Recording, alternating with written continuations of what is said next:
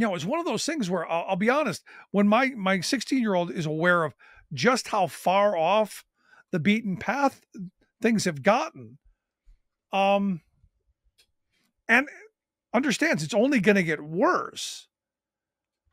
Her concern for her future is something that I take very seriously. And, I look at the Trump campaign, which is, really just kind of all over the place. Seems more about the graft than it is about getting elected. I don't know if you've looked at his campaign site and his business site. They're all hawking political stuff.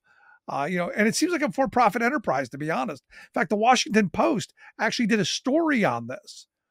And oddly enough, in the most Trump thing ever, the merchandise that he's selling on his company's website is actually higher priced than the campaign website, which is weird. But the most Trumpian thing ever. And my daughter picked up on this stuff. She goes, this guy seems just not somebody that should be leading, ants to a picnic. And I agreed. And I'm so thrilled that she sees this and that her friends see this.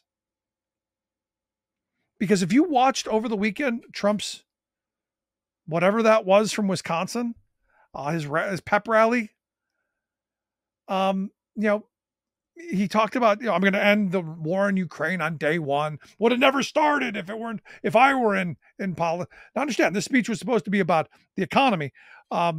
But Ukraine, he's going to do away with the Department of Education, how he's going to save us from World War III. There was a whole bunch of stuff.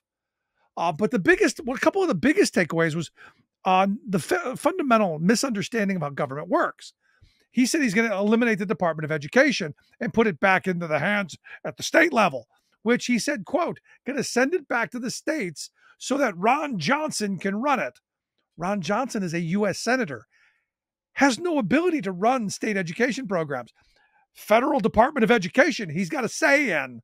State level, not. And he goes, okay, well, we'll send it back here to Mr. Tiffany.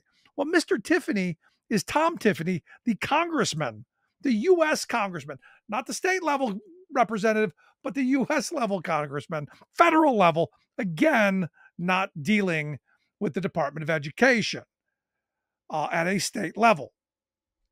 But that wasn't even the worst thing.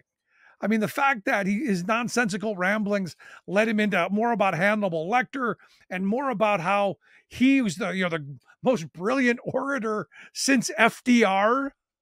What do you say? Not since Franklin Delano Roosevelt has a speech been made so brilliantly or delivered so well that he said of his last State of the Union. You go, I don't know that, one, you should be talking about yourself in the third person, and two, that speech, doesn't rise to that level. He went on to talk about J.D. Vance. He said, I picked the best athlete. I could have picked anyone, he said. They would have been great, but JD has had an incredible life. I didn't know JD Vance was an athlete. Okay. And then he goes on about Al Capone, claims that he's been indicted more than Al Capone, which isn't true. Capone was indicted at least 6 times, Trump just 4, but praising the fact that Capone was this horrible, murderous gangster, and that, if you didn't like him, you were just gone. This is a presidential speech. And we wonder why Liz Cheney, a Republican, has come out and said, look, Trump's policies, he's a danger. He is a clear and present danger. If you saw her on Sunday on the show, on the ABC show, very clear why she was endorsing Kamala Harris, which is kind of a big freaking deal.